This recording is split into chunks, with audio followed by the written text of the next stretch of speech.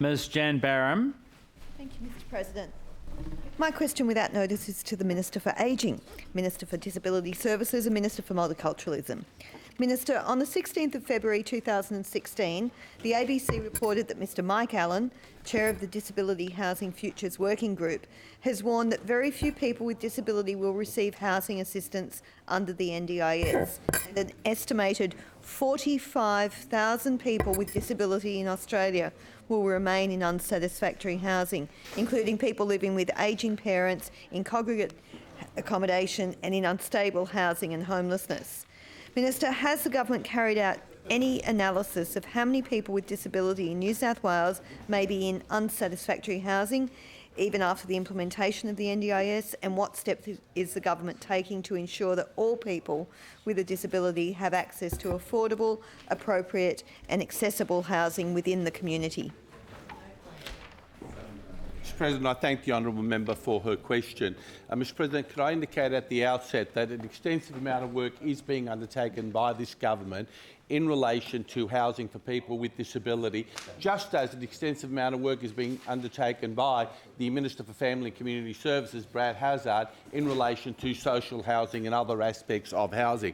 Mr President, can I also indicate that in relation to the part of the question relating to the NDIS and that part of the question relating to funding within the NDIS packages, one of the matters that the states and the Commonwealth are still still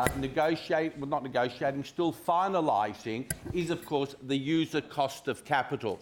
The user cost of capital is that component within the package to be provided to a person with a disability that relates to their supported accommodation and supported accommodation needs. That figure, that amount and the formulas to be related to it are still being finalised by the state ministers and the Commonwealth, and in fact it is one of the matters that's on the agenda at our next COAG meeting, which I believe will be held in March. In Adelaide. In Adelaide. So, Mr President, it is an area that is being worked on, it is an area that's being considered. What should be remembered, what is important to be remembered, is that when one looks at the budget of total funding to be provided under the NDIS, one has to recall that currently the state budget in New South Wales is approximately $2.7 billion.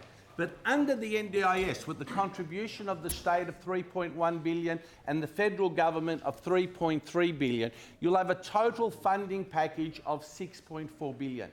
You will also have an increase in the number of people with a disability receiving funding for the first time, from approximately 90,000 to approximately 140,000. So people who'd never received funding receiving.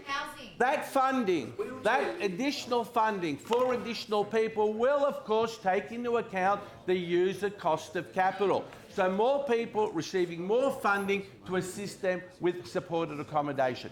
That is what we will continue to work on. It is an absolute priority not only of this government, but each state government and the Commonwealth Government. Because I agree with the Honourable Jan Barham, people with disability, like anyone else, have a right to be able to secure housing and have a right to be able to ensure that the housing options are available for them. This is what we're doing and this is what we're going to ensure is implemented. Supplementary. Ms Jan Barham. Yes. Minister, could I ask if you could elucidate on the issue of, around whether or not you've done any analysis regarding how many people may be in unsatisfactory housing after the implementation of the NDIS?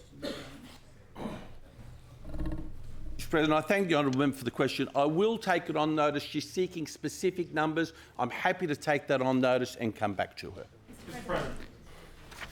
The